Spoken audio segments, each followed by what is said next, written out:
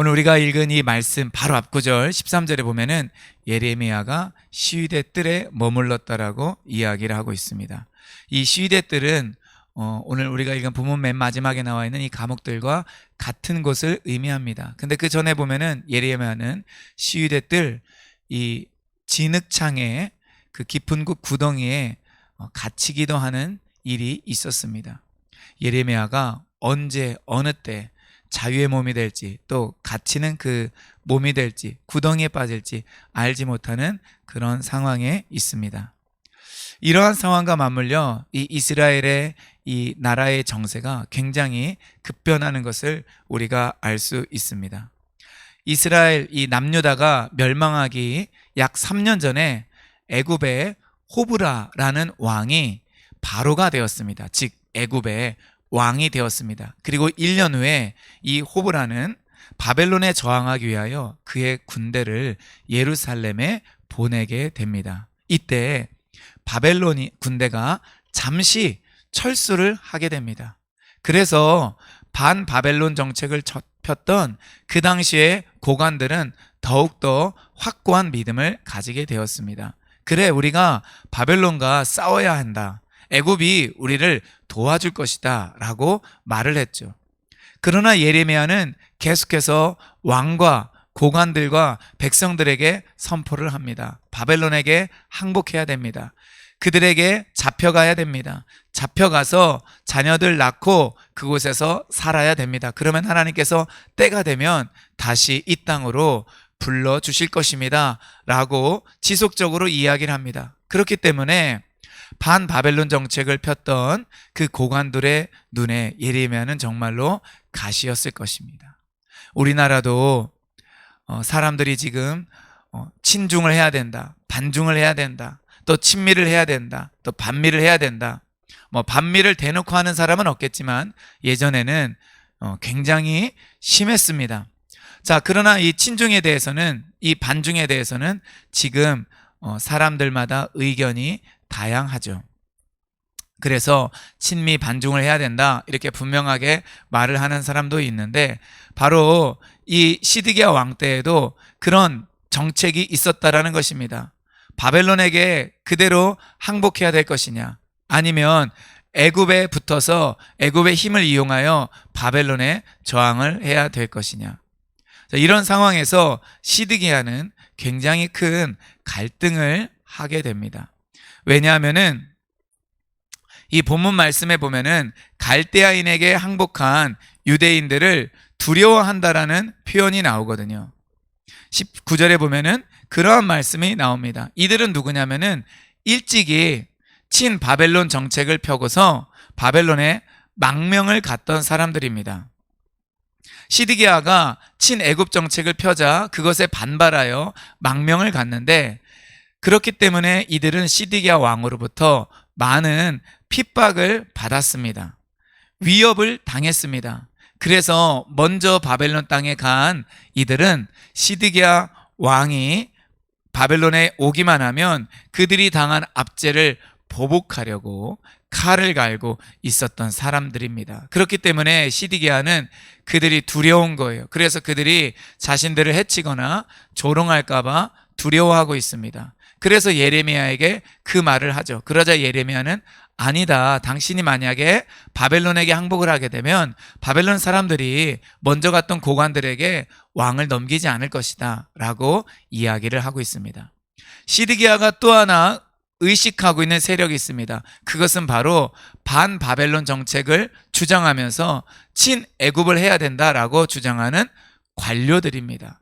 그들의 세력 역시 막강했기 때문에 시드기야는 그 사이에서 갈등을 일으키는 거예요. 그래서 14절에 보면은 그 반바벨론 정책을 펴는 사람들의 눈을 의식해서 예레미야를 몰래 성전 셋째 문으로 데려오게 합니다. 아마도 이것은 성전과 왕궁 사이에 통로였던 것 같아요. 다른 사람들을 알지 못하는 비밀 통로였던 것 같은데, 예레미야를 바로 이곳을 통해 돌아오게 하는 것입니다. 그리고 우리가 읽은 본문 맨 마지막에 보더라도 그 관료들이 예레미야에게 물어볼 것이다. 왕이 너에게 무슨 말을 했느냐? 너는 왕에게 무슨 말을 했느냐? 라고 물어볼 때 지금 왕과 예레미야 사이에 있었던 그 말들을 솔직하게 다 대답하지 말고 요나단에게 자기를 넘겨주지 말라, 그런 부탁을 했다고 하라라고 말합니다. 당시 이 요나단은 친 애굽 정책을 폈던 사람들의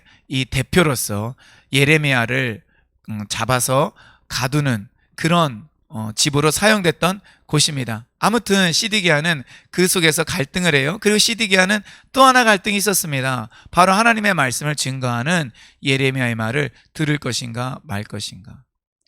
여러분, 우리는 여기에서 오늘날 우리가 사는 그런 비슷한 갈등을 하는 시드기야를 만나게 됩니다. 내가 어떤 사람의 말을 들으면 다른 사람들은 불쾌감을 가져요.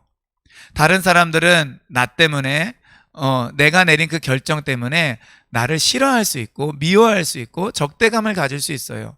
나의 원수가 될 수 있어요. 내가 또 다른 그 그룹 사람들의 말을 듣고 그들을 지지하면 또 그 그룹과 반대되는 다른 사람들은 나를 공격할 것입니다. 우리는 이런 상황에 자주 노출이 되게 되죠. 요즘 인터넷에 나오는 여러 기사들을 보면, 또 댓글들을 보면 서로를 비방하는 것이 굉장히 많습니다.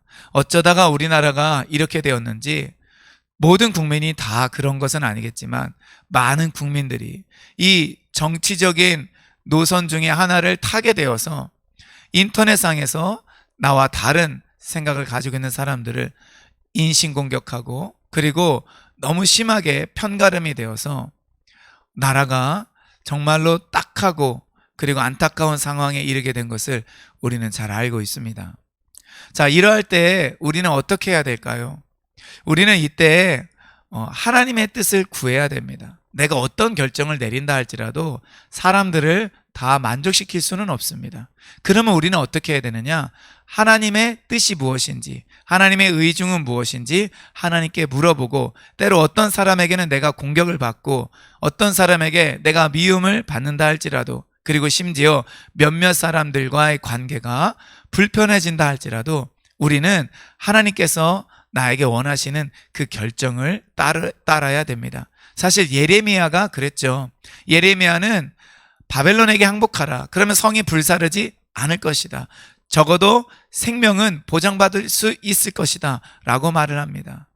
거의 모든 사람들이 예레미야의 이 메시지를 공격하였습니다. 그는 하나님의 선지자가 아니라고 했습니다. 예루살렘의 평안을 축복해 주는 자가 아니라 이 예루살렘을 저주하는 자라고 해서 그를 죽이려고 했고 그를 가두려고 했습니다. 그러나 예레미야는 그것이 하나님의 말씀이었고 자신이 받은 메시지였기 때문에 타협하지 않았던 것입니다.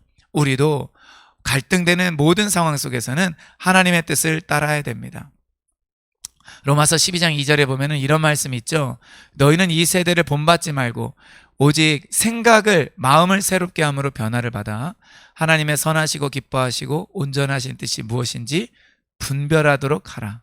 여기에서 핵심은 하나님의 뜻이 무엇인지 분별하는 거예요. 근데 하나님의 뜻을 분별하기 위해서는 우리가 어떻게 해야 되느냐? 이 세대를 본받지 말아야 됩니다. 이 세대의 문화, 이 세대의 가치관, 이 세대 사람들이 좋아하는 것, 그것은 마귀가 좋아하고 그리고 하나님은 기뻐하시지 않을 확률이 대단히 높습니다. 그렇기 때문에 이 세대를 본받지 말아야 돼요. 그리고 또 하나, 우리의 마음을 새롭게 함으로 변화를 받아야 됩니다. 사람은 언제 변화를 받느냐? 마음이 새로워질 때예요. 생각이 새로워질 때예요. 그 마음과 생각은 언제 새로워지는가? 바로 하나님의 법, 하나님의 말씀으로 변화되고 새로워집니다. 하나님의 말씀이 하나님의 법으로 우리 가운데 작용하게 될 때 그 사람의 세계관과 가치관이 변화되고 의식이 변화되고, 그러므로 그 사람이 말하는 것, 행동하는 것, 계획 세우는 것이 바뀌게 되며 그 사람의 인생이 달라지게 됩니다. 그 사람의 삶이 한 부분 한 부분이 변화되기 시작하는 거예요. 그래서 그 사람이 바뀌게 되는 것입니다. 의식이, 생각이, 마음이 바뀌지 않으면 사람은 절대 바뀌지 않는데, 이 바뀜을 근본적으로 가져오게 하는 것 바로 하나님의 말씀이며, 바로 이것을 이루기 위해서 예수 그리스도께서 자신의 피를 십자가에 흘리시면서 우리와 새 언약을 맺으셨습니다. 새 언약은 하나님의 법이 성령님으로 말미암아 우리의 생각에 들어가게 되고 우리 마음판에 새겨지는 것 아닙니까? 그러므로 우리는 결국 예수님에 의하여 변화되게 되는 거예요. 그분이 피 흘려서 세우신 그 새 언약, 그 새 언약을 통하여 우리 속에 들어온 이 하나님의 말씀이 성령으로 우리 가운데 작용할 때 결국 사람의 실제적인 그 깊은 곳 중심이 바뀌게 되므로 우리는 변화를 받게 되고 그때 비로소 하나님의 뜻을 우리는 분별하게 되는 것입니다. 그렇기 때문에 우리가 갈등할 때, 사람들 때문에 마음이 너무 심란하고 어려울 때 딱 하나님 앞에 중심을 정하십시오. 나는 하나님의 뜻, 하나님의 의중, 하나님의 계획, 하나님의 그 메시지를 따르겠다. 그러면 반드시 우리 인생에 놀라운 승리가 일어나게 될 것입니다. 또 하나, 우리가 하나님의 뜻을 찾으려고 할 때 주의할 것이 있습니다. 그것은 내가 하나님의 뜻을 알게 되면, 그리고 하나님의 말씀을 내가 응답으로 받게 되면 나는 그 말씀에 순종하겠다라는 결단이 있어야 됩니다. 사실 시드기야에게는 이것이 없었어요. 시드기야는 하나님의 뜻이 궁금해서 예레미야를 부릅니다. 이것은 나쁘지 않죠. 이것은 당연히 해야 될 일입니다. 그런데 놀랍게도 시드기야는 예레미야가 증거한 그 메시지를 이미 알고 있었어요. 그리고 37장 17절에도 보면은 시드기야가 사람을 보내어 예레미야를 왕궁에 데리고 옵니다. 그리고 비밀이 그에게 물어봅니다. 여호와께로부터 받은 말씀이 있느냐? 그때에도 예레미야는 바벨론에게 항복하라, 이런 그 메시지를 전합니다. 예레미야의 메시지는 일목요연했습니다. 그리고 시드기야도 왕이 된 지 10년째 똑같은 메시지를 듣고 있어요. 그런데도 시드기야는 예레미야를 불러서 비밀리 개인적으로 불러서 하나님께 받은 말씀이 있느냐 이렇게 물어보고 또 우리를 위해서 기도하라라고 물어봅니다. 왜냐하면 시드기야가 원하는 것은 사실 친바벨론 정책이 아니었습니다. 바벨론에게 항복하는 것이 아니었어요. 그런데 예레미야가 증거하는 메시지는 바벨론에게 항복하라는 메시지였습니다. 시드기야는 예레미야가 전하는 그 메시지, 하나님께로부터 받은 그 메시지를 원하지 않았던 것이에요. 그래서 시드기야는 자기가 원하는 어떤 대답이 있을까 해서 예레미야를 또 부르고 또 부르는 것입니다. 그는 하나님의 음성을, 하나님의 뜻을 알았지만 그 뜻을 실천하고 그 말씀에 순종할 마음의 태도는 준비되지 않은 것입니다. 우리가 하나님의 뜻 아는 것 중요하고, 그리고 하나님의 음성 듣는 것 중요하지만 동시에 우리가 가져야 될 그 마음의 결단이 있습니다. 그것은 바로 무엇이냐? 내가 주님의 뜻에 순종하겠다라는 거예요. 내가 기도하고 응답 받은 것에 그대로 순종하며 나가겠다라는 이 결단이 필요합니다. 우리가 하나님께 순종하려고 하는 마음이 없으면 하나님의 응답을 받기가 어렵습니다. 내가 하나님이 나에게 주신 그 말씀대로 살겠다라는 그 결단이 있을 때, 그 순종의 마음이 있을 때 우리가 작은 것이라도 응답받으면 우리는 그것을 실천하게 되고 그것을 살아내게 될 때 우리 삶에는 열매가 맺히게 되는 거예요. 하나님 나라가 이루어지게 되는 것입니다. 그러나 순종하려고 하지도 않으면서, 내가 그 뜻대로 살려고 하지 않으면서도 그냥 재미 삼아서, 아니면은 궁금해서, 그리고 시드기야 왕처럼 이기적인 마음으로 내가 원하는 응답이 나올 때까지 기도하고 하나님께 물어보는 것은 절대로 옳지 않습니다. 우리가 두 가지, 오늘 말씀을 통해서 두 가지 결단을 하면 좋겠어요. 첫째, 갈등이 되고 어려운 상황들, 어떤 대답과 결정을 하여도 내가 사람들의 만족을 시키지 못할 때 그 순간에 나는 사람의 만족이 아니라 하나님께 기쁨이 되고 하나님께 만족이 되는 하나님의 뜻을 따라야 되겠다라는 이 첫 번째와, 그리고 두 번째, 시드기야 왕을 교훈 삼아서 나는 주의 뜻을 따르겠다 뿐만 아니라 그 주의 뜻을 알면 주의 뜻에 순종하며 나아가겠다. 나는 하나님의 그 뜻을 알 뿐만 아니라 순종하며 나아가겠다라는 그 결단이 동시에 우리 가운데 있기를 원합니다. 오늘 이 시간에 우리가 그것을 위해서 기도하며 나아가서 하나님의 뜻을 분별하고 하나님의 음성을 듣는 저와 모든 성도님들 되기를 주님의 이름으로 축원드립니다.